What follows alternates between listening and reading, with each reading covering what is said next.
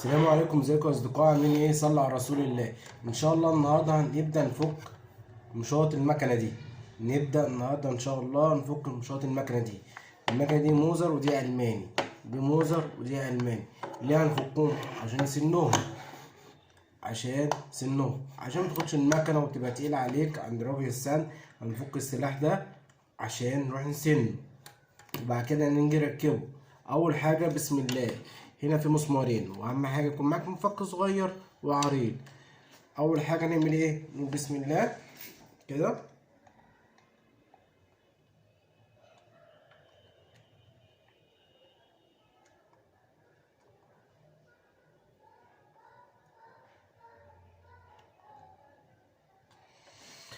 مسمار المفك ده مش عشان دي عريضه شويه وده رفيع.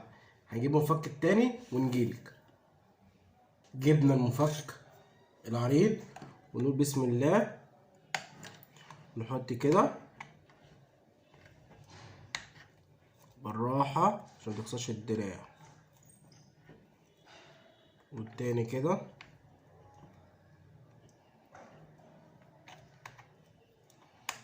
تمام.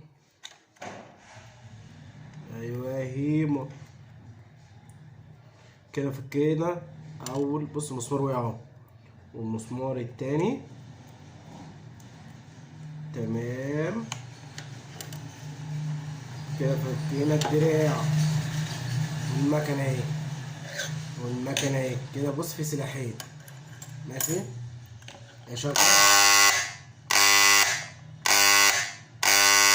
شفت السوق عامل ازاي؟ نحطها هنا نخلي المسمارين بتوعها، والتانية برضك بسم الله.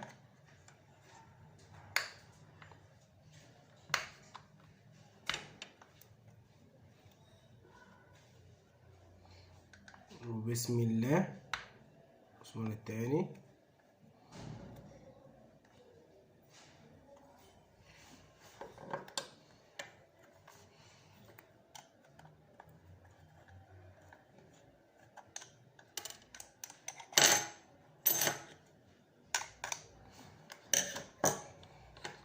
نحط الفيشة كده بسم الله.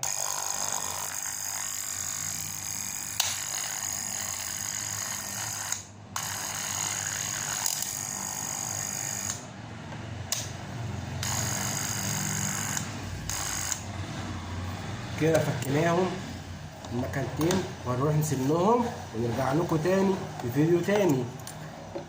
بص كل واحدة اهي، هتقول لي انت عارفهم ازاي؟ هقول لك انا عارفهم، دي غير دي. بص المكنة الكبيرة غير المكنة الصغيرة. المكنة الحمراء بيعملوها العلامة الحمراء دي، والمكنة التانية ما بيعملوش العلامة دي.